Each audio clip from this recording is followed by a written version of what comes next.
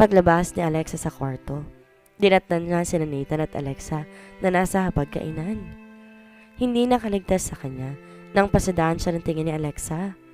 Umangat ang isang kilay nito, ngunit hindi nito naikubli ang selos sa mga mata nito habang tinitingnan ang kagandahan niya. Palihim siyang napangiti. Nahuli din niyang bahagyang natigilan si Nathan at ewan kung namamalikmata lang siya or nakita talaga niya ang piping pananabik sa mga mata nito nang tingnan siya. Pero pagkatapos muling nabalik sa formal ang anyo nito, tsaka hinarap ang pagkain. Si Alexa naman tila na nadya pang ipakita ang pagiging malambing kay Nathan. Nalagyan pa nito ng pagkain ng pinggan nito. "Kamusta ang luto ko? Masarap, hindi ba?" Tsaka nalingon siya. "Pwede bang umalis ka dito? Naalibad ba rin ako sa pagmumukha mo?" Bulyaw nito sa kanya. Hindi siya kumibo. Tumayo si Alexa. "Nakikipagkompetensya ka ba sa akin? Ha? Baka alam mo ipagtatanggol ka ni Nathan." Nalingon nito ang lalaki. Nagmamatigas ang babaeng to, parang gustong lumaban. "Andrea, kapag sinabi ni Alex na umalis ka, pwede ba?" Iritadong singhal ni Nathan sa kanya. Napilitan siyang umalis at bumalik sa kanyang kwarto. Ayaw na niyang madagdagan pa ang galit na nararamdaman sa kanya ni Nathan. Pero parang sasabog ng dibdib niya sa sobrang inis na nararamdaman, lalo pat alam niyang sinasadya itong lahat ni Alexa. Hindi siya makapaniwalang minsan. Itinuring niya itong parang isang tunay na kapatid. God, paano ba siya nanilang ng babaeng yon? Ang dami ng red flags, pero sinantabi lamang niya iyon noon dahil iniisip niyang masyado lamang siyang paranoid. Bakit naman sa pag-iisipan ng masama ni Alexa ay napaka-sweet nito sa kanya? Madalas pa siya nitong ilibre sa kantin. Kapag nag-a-abroad ito, hindi po pwedeng wala itong pasalubong sa kanya. Sobrang thoughtful nito sa kanya, kaya yung mga maliliit na bagay na napapansin niya, sinasantabi na lamang niya. Yun pala, balat kayo lang ang lahat. Nang naging pakikitungo nito sa kanya noon. "Tapos na kaming kumain. Ligpitin mo ng pinagkainan namin." Utos ni Alex nang pasukin nito ang kwarto niya. Muling nag-angat ang isang kilay nito. "At saka talaga bang iniiwanan mong palaging bukas ang pinto ng kwarto mo? Sinasadya mo bang akitin si Nathan? Asawa ko siya kaya walang masama kung aakitin ko siya." Sagot niya rito. Napikon si Alexa. Bigla na lang siya nitong sinabunutan at pinagsasampal. Hindi na siya nakapagtimpi pa. Sinampal niya rin to ng ubod ng lakas. Sinipa siya ni Alex na ubod ng lakas. Napahiga siya at tumama ang labi niya sa corner ng tokador. Para siyang mahihimatay habang nakikitang umaagos ang dugo sa kanyang mga labi. "Nathan!" Sigaw ni Alexa. Biglang napasugod si Nathan sa kwarto niya. Nakita nitong nakasubsob na siya sa sahig, ngunit kay Alex ito lumapit. "Sinaktan niya ako." Sumbong dito ni Alex. Pinakita ang pasa nito sa braso. "Look, halos mabalian na ako ng buto sa tapang ng babaeng yan." Umiiyak pang sabi nito. Hindi siya makapaniwala sa kasinungalingan ni Alex, lalo pat mukhang paniwalang-paniwala naman dito si Nathan. Sabi pa niya sa akin, wag na raw akong tutungtong sa pamamahay na ito. Sabi pa nito at saka hinila nito palabas ng kwartong ng lalaki.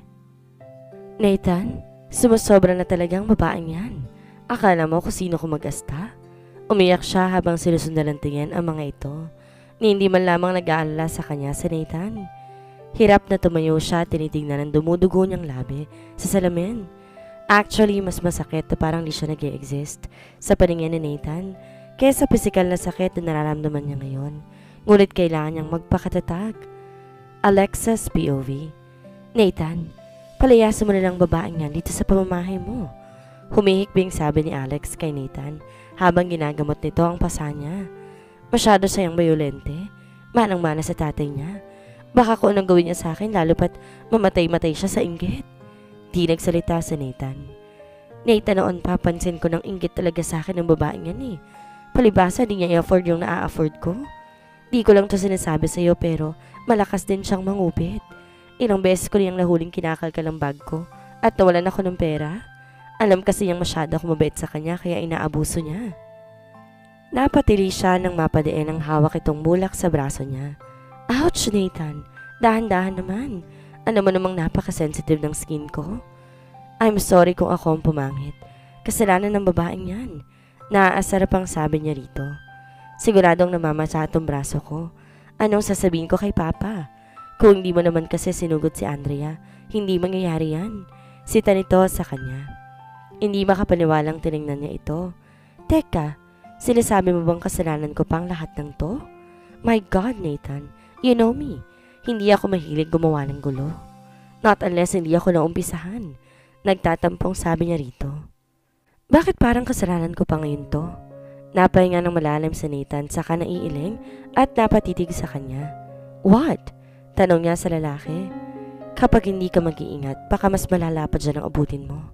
Nagpaayos ka ng ilong, hindi ba? Baka anong mangyari dyan kapag di mo iningatan? Sabi nitong tumayo na. Napahawak siya sa kanyang ilong, tsaka kinakabang napatakbo siya sa harap ng salamin. Hindi talaga niya mapapatawad ang babaeng yon kapag may nangyaring masama sa ilong niya. Napapailing naman sa Nathan habang sinusundan siya ng tingin. Nathan's POV. Ilagay mo sa labi ni Andrea. Utos naman ni Nathan sa katulong. Iniabot niya rito at tuwalyang may yelo. Tumango ang kasambahay tsaka pumasok na sa loob ng kwarto ni Andrea. Siya na may pumasok na sa kanyang kwarto. Sinadya niyang tiisin si Andrea na makita niya ang duguan nitong mga labi, although hindi niya mapigilan ang hindi mag-alala dito. Hanggat maaari ayaw niyang nakikialam si Alexa sa ginagawa niyang pagpaparusa kay Andrea. Ngunit knowing Alexa talagang parang nag-e-enjoy ito. Na makakitang nasasaktan si Andrea, pinipigilan lang niyang sariling maging emosyonal kahit ako minsan naiinis na rin siya kay Alexa. Pero hindi ba dapat magpasalamat siya rito dahil tinutulungan siya nito sa pagpapahirap kay Andrea? Hindi niya dapat kaawaan si Andrea. Kung tutuusin, kulang pa ang ginagawa niyang pagpapahirap dito sa lahat ng paghihirap na nararanasan niya. 3 buhay ang inutang ng ama nito sa kanya. Unti-unti na siyang maniningil at ang final, sisiguraduhin niyang ikakasindak ng mga to. Andrea's POV. Hindi ko pinapakailaman ng mga yan. Inawakan ni Nathan na magkabilang balikat ni Andrea. Paano mapupunta sa iyo mga to kung hindi mo pinapakailaman? Galit na tanong ni Nathan sa kanya. Hindi siya makasagot. Wala talaga siyang ideya kung paano napunta sa kanya ang notebook na kulay itim. Nilinis lang niya ang kwarto nito kaninang umaga. Ngunit wala siyang ginalaw na kahit ano doon, kung kaya't pinagtataka niyang napunta ang notebook niya sa mga gamit niya. Tumiim ang mga mata ni Nathan. Talagang napakasinungaling mo. Huling-huli ka na nga, tumatangi ka pa. Manang-mana ka talaga sa tatay mo. Nag-iba ang timpla ng kanyang mukha. Huwag na huwag mong mainsulto ang tatay ko. Ines na sabi niya rito. Matagal na siyang nagtitimpi pero nasusobrahan na to. Hindi niya na kayang palampasin pa ang lahat ng sinasabi nito tungkol sa daddy niya. Halos dumiin ang mga kamay nito sa kanyang balikat. Bakit? Ano bang pagkakakilala mo sa daddy mo? Hindi mo ba alam na masama siyang tao? Umaagos ang luha sa kanyang mga mata. Nandoon siya, nakamasid, habang kinikitil ng mga tauhan niyang pamilya ko. Kaya wag kang umasta dyan na parang nanggaling ka sa angkan ng isang marangal na pamilya. Dismayadong sabi ni Nathan. Bawat katagang binibitawan nito, tumatagos sa kanyang dibdib. Kailangan niyang alamin kung ano ba talaga ang nangyari. Ngunit ilalagay niya ang alanganin ang ama niya kapag humingi siya ng tulong sa kaibigan niyang journalist. Kailangan siya mismo ang mag-imbestiga ng tungkol sa bagay na to at kailangan gawin niya iyon ng tahimik. Alexa's POV. Tawa ng tawa si Alexa habang kausap niya si Amy sa telepono. Unti-unti nakukuha na niyang loyalty nito dahil sa tinakot niya itong tatanggalin sa trabaho, oras na si Andrea ang kinampihan nito. Isa pa, palagi itong binibigyan ng pera para bantayan ang bawat kilos ni Andrea. So far, detalyado kung magreporto sa kanya. Pinagalitan nga po ni Sir Ma'am. Ilang beses kong sasabihin sa'yo, Andrea lang itawag mo. Pagtutuwid niya sa babae. Ay, sorry naman po. Oo, napagalitan ni Sir si Andrea. Mahalaga raw ang notebook na yon. Bakit daw pinakailaman nito? Iyak lang ng iyak si Andrea. Nakakaawa nga kasi walang kamalay-malay. Deserve niya yon kaya wag kang maaawa sa kanya. Sita niya sa babae. Ang intindihin mo yung sarili mo. Bibigyan kita ng pang-shopping next week kapag ginalingan mo pa ang pagpapahirap sa kanya. Basta gawin mo lang ang bawat ipag-uutos ko para palagi kang makatanggap ng reward sa akin. Maliwanag ba? Talaga po, ma'am? Excited na tanong nito. Promise po, susundin ko ang lahat na pinag-uutos ninyo. Andrea's POV. Gerald, kamusta na? Bati ni Andrea sa kaibigan nito nang tuwagan siya nito sa kanyang phone. Si Gerald kaklase niya nung high school at gaya niya, sa Maynila na ito nag-aaral. Mass comm rin ang kinukuha nitong kurso, ngunit magkaiba sila ng pinasukang eskwelahan.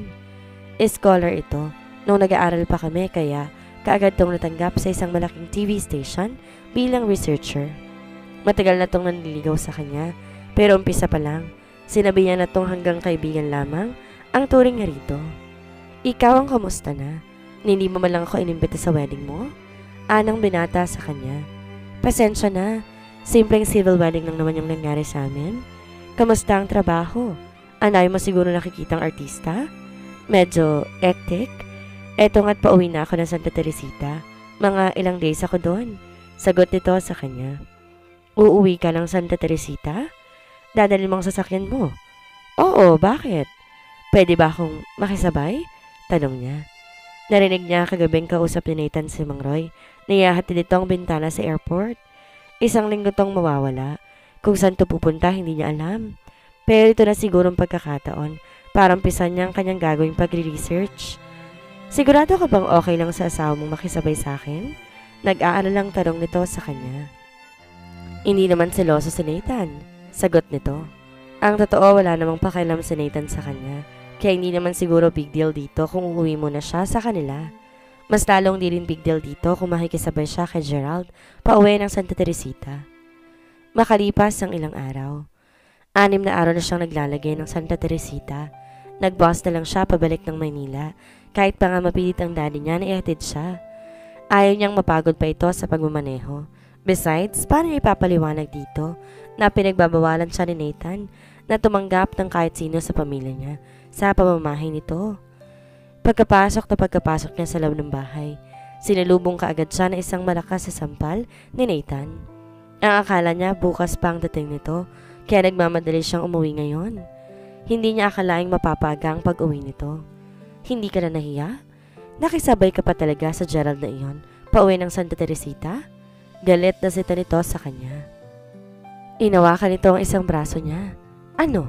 Nakipaghalutan ka sa kanya sa daan, ha? Nathan, ano bang pinagsasabi mo? Ani ang di makapaniwala. Nasaktan siya sa sampal nito, ngunit mas nasasaktan siyang akusahan nito ng isang bagay na ni minsan, never niyang gagawin. Punong-puno ng puot ang mga mata nito habang nakatingin sa kanya. Subukan mong ulitin yan, malalagot ka sa akin. Sabi nitong dinuro pa siya. Ito ang tatandaan mo, Andrea. Walang ibang lalaking po pwedeng makinabang sa'yo. Singhal nito. At wala kang pagkukwentuhan kahit sino sa lahat ng to. Maliwanag ba? Napakagatlabi siya. Maliwanag ba? Ulit na tanong nito. This time mas malakas na. Napatango na lamang siya. Padarag siya nitong binitawan dahilan para ma-off balance siya at mapadulas. Ngunit parang baliwala lamang yon sa lalaki. Nagmamadali siya nitong tinalikuran. Napaiyak na lamang siya habang sinusundan ito ng tingin. Sa 2 araw niyang pagsasaliksik na confirm niya ang nangyaring massacre sa bayan ng Santa Teresita 18 years ago. Wala siyang pinagkwentuhan sa mga natuklasan niya, ngunit iniisip pa lamang niyang may kinalaman nga ang daddy niya sa pagkamatay ng buong pamilya nito para na siyang magkakasakit sa sobrang paghihirap ng kalooban na nararamdaman. God! Hindi niya masisisi si Nathan kung magalit to sa kanya ng ganito. Paano nito mamahalin ang anak ng taong naging sanhi ng pagkamatay ng buong pamilya nito? Hindi niya alam kung magkakaroon pa nga ba ng puwang upang patawarin nito ang daddy niya. Pakiramdam niya mahihirapan na siyang mangyari pa iyon.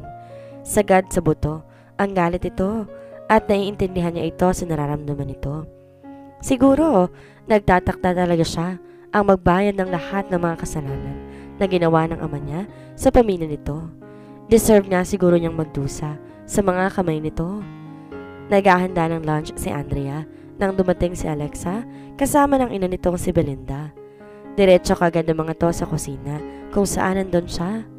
Sinipat siya ng matandang babae mula ulo hanggang paa at saka bahagyang napaismit at nilinga ang tingin sa buong kapaligiran. Ang tamad-tamad mo naman, hindi ka man lang naglilinis ng bahay? Sabi nito sa kanya at saka muling napaismin. Hindi ka na nahiya sa asawa mo. Ang sipag-sipag magtrabaho pagkatapos nakailata ka lang siguro maghapon. Nako mommy, sinabi mo pa. Feeling prinsesang babaeng yan dito. Nagrereklamo nga sa Nathan sa akin eh. Sabi naman ni Alexa. Bukod sa tanghali na raw gumising, masyado pang pakialamera. Super assuming. Lahat daw ng gamit niya gustong pakialaman. Umaandal na naman sigurong kakatihan ng kamay. Napahagat labi si Andrea. Gusto na niyang patulan ng mga ito, ngunit alam niyang siya naman ang mapapagalitan ni Nathan kapag sigot niya mga to, lalo na ang ninang Belinda nito. Alam niyang para na ring isang ina ang turing dito ni Nathan, kaya dapat pa rin siya nitong irespeto. Wala siyang nagawa kundi ang magpasensya na lamang. Lumapit ang matandang babae sa kanya, tinikman ang niluluto niya at saka parang nandidiri. Inilawa ito sa mismong niluto niya. Pwede, anong lasa niyang niluto mo? Balak mo ba yatang pakainin ang lasang pagkaing baboy si Nathan Sigaw nito sa kanya. Nagulat siya sa inasal nito. Paano ba makakain ang niluto niya kung dinuraan na to ng babae? Mangyak-ngyak na napatingin siya rito. Kuyom ang kanyang mga kapalad sa labis na pagtitimpi. Ano, lalabanan mo si mommy ha? Dirigyang sabi ni Alexa. Hindi, pero kung gusto ninyo na irespeto ko kayo, matuturin kayo ng salitang respeto, sabi niya sa mga ito. Bigla na lamang siyang sinabunutan ng ina ni Alexa. At lumalaban ka pa talaga ha? Sabi nitong sinampal siya sa magkabilang pisngi. Parang di pa nakontento na malood lang si Alexa. Ilang beses din siya nitong pinagsasampal. Napiko na siya kung kaya tinila niya ang buhok na mag-ina. Sakto naman namating si Nathan at kitang-kita nitong ginagawa niya. Andrea! Galit na sigaw ng asawa sa kanya. Napilitan siyang bitawan ng mag-ina. Nathan, sumusobra ng babaeng yan. Parang batang nagsusumbong na sabi ni Alexa. Lumapit to sa lalaki. Sumandal sa balikat nito. Pati si mommy nilalabanan na. Napakawalang modo. Akalain mong bigla na lang sinabunutan si mommy dahil lang pinagsabihan siya ni mommy na ayusin ang pagluluto niya. Di ako makapaniwala. Ganyang klase ng babaeng iniakit mo sa pamamahay mo, Nathan. Galit na sabi ng matandang babae. Para ng isang tunay na ina ang turing ko kay Ninang Belinda. Anong karapatan bastusin siya? Asar na sita sa kanya ni Nathan.